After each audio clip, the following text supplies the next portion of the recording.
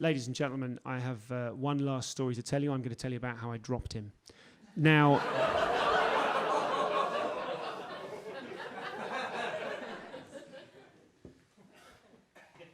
When you hear people say holding the baby, like Muggins here was left holding the baby, that sounds like a negative thing, doesn't it? But it turns out it's preferable to dropping the baby. We take him swimming. And I resent that because, as far as I'm concerned, the defining characteristic of becoming an adult is that no one can make you go swimming anymore, right?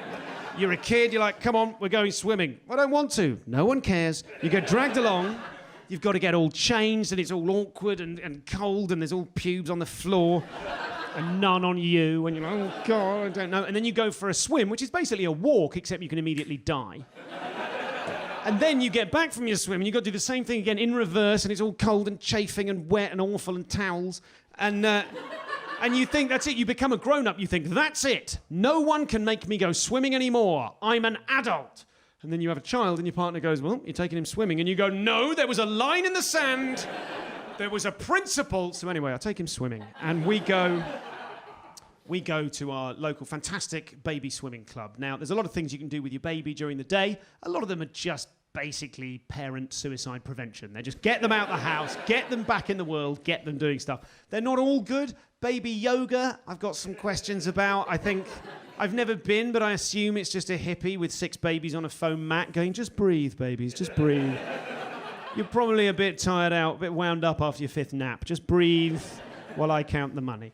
But I tell you, a really good one is baby sign language. I cannot stress how good this is. If you're having a kid, when they're a baby, take them to baby sign language. They can communicate before they can talk. You can learn some basic signs and actually have a chat with them. You can learn, like, milk, biscuit, breach, breach, snipers, 3, on the roof, go, go, stack up, A squad.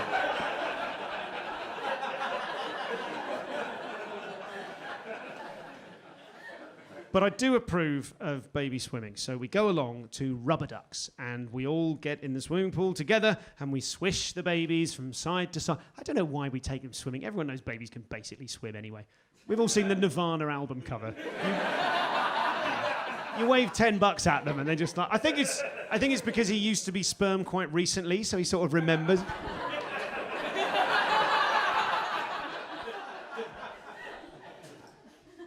So we get them there and we swish them around as we all sing the school song. Often, I'm the only dad there, and as a result, I've got a deeper register in my voice, which means that everyone can hear that I don't know the words or the tune, and I've got no concept of what key is.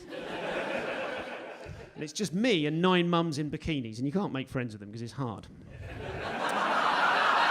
I don't respect you at all. I swish them from side to side. Welcome everyone to Rubber Ducks. We'll have lots of fun at Rubber Ducks. I wish I were dead at Rubber Ducks.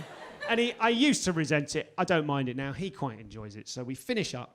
And then after the session, we go into the changing rooms. 99% of the mums are in the 100% of the mums are in the... There's not one who's snuck in, just hiding in a locker. It's been ages, give us a look.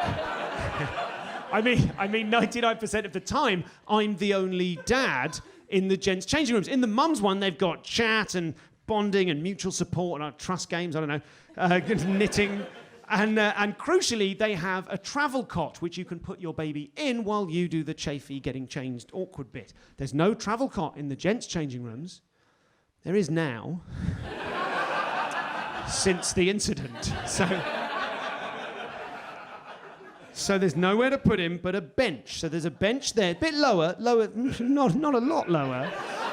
And I didn't drop him, I put him. I put him on the bench, and I told him, don't fall off. You fall off, no, right? And so I held him with one foot as I turned naked to wring my shorts out in the little grill thing there. But I couldn't quite reach, so I chanced it, and I just hopped. He seized the moment. He spooned himself off the bench. I teleported back across the room, and I caught him, but I caught him too late. I caught him like this. Like that, like... I protected the floor, is what I did. I got, probably the replay would show that I got him on the bounce. It was probably like, whoa.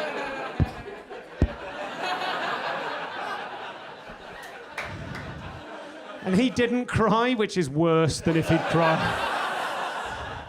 And I'm gathering him up and drying him and drying myself and freaking him out. And of course, the big question, do I tell his mum? No. But then what if he's got concussion and they're together, I've gone off somewhere else in a few hours, he starts, you know, and she doesn't know why. Still no, she's got enough on her plate, it's fine. So I finished getting him dry and I went out just as I was leaving. There was another dad in the room on that occasion. He was getting his little girl ready for the next session and he dealt with it brilliantly. He didn't look at me or make eye contact at all.